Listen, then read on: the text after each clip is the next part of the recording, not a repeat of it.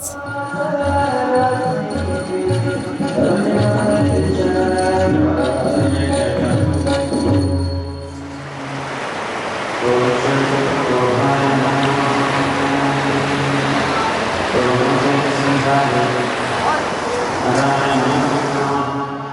What is the importance of nectar in our body? It's a very interesting question. Nectar, when we speak about it in an Indian spiritual standpoint, we use terms like amrit, sacred, divine nectar, which is literally the juice, the essence in our bodies and in our lives. But also when you speak about prana, which is our life force, or when you speak about ojas, which is also the sacred force, the energy of the body, these are also sometimes referred to as nectar. So I'm going to take them collectively. Well, the importance of it is it's what gives us life. Prana is literally our life force. So when the soul departs the body at death, we talk about the prana leaving the body, the breath leaving the body. When statues, deities in Hindu temples when they're done being sculpted by the artist and they are installed in the temples, there's a ceremony called the prana pratishtha, which is actually a very, very sacred, scientific, many-day-long, intricate ceremony of literally breathing life, breathing prana into the statue. And that's why, as a very quick but important diversion, people think that Hindus worship idols, and the Hindus always say, no, we're not worshiping idols. See, actually, the sacred breath has been brought into this. This is not an idol. This is the divine, who has been gracious enough to come into this form. But with the prana pratishtha ceremony, with the bringing in the breath, it literally goes from being a statue to being a deity, an image of the divine, a holder of the divine, a way of us to access the divine. So on the one hand, it's literally our life, our physical life. You need it to be alive. Go a step deeper. We'll begin with the most physical, grossest level. Prana's life. You have it, you have a lot of life. You don't have it, you no longer have life. You may have a body, but you no longer have life. Take it a step more subtle. Because the prana is not only physical life, it's also the quality of our inner life. And that's where it's slightly distinct from breath. The translation, the literal translation of prana is not just breath. So it's not simply oxygen.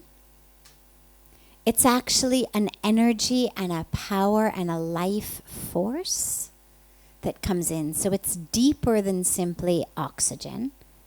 And therefore it determines the quality, which is where you have practices like pranayama. How do we use the breath?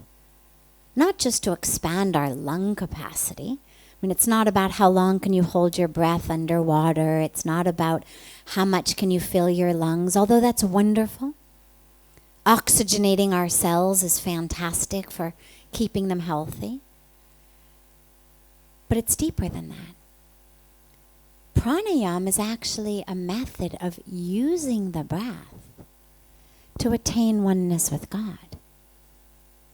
This is where, when it comes in the 8 limbs of yoga as given by Patanjali, it's part of the path to samadhi. It's part of the path to that ecstasy, that union with the divine.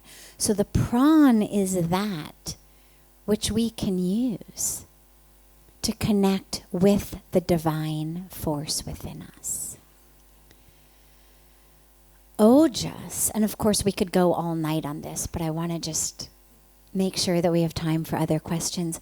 Ojas, again, is our energy.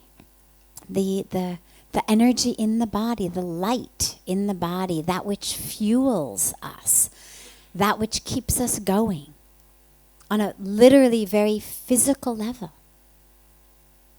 There are practices about learning to contain your ojas. You know, one of the questions that I get all the time,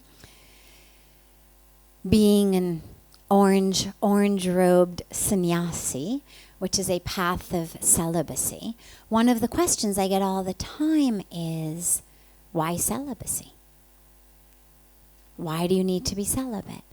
And of course, the tradition, the spiritual tradition, is filled with innumerable examples of non-celibate rishis who were householders, who were enlightened, who were incredible gurus and masters. And so there's nothing that says thou shalt be celibate, unless you've taken vows of celibacy, of course. But the teaching of celibacy and the reason for it on the very, very committed and deep and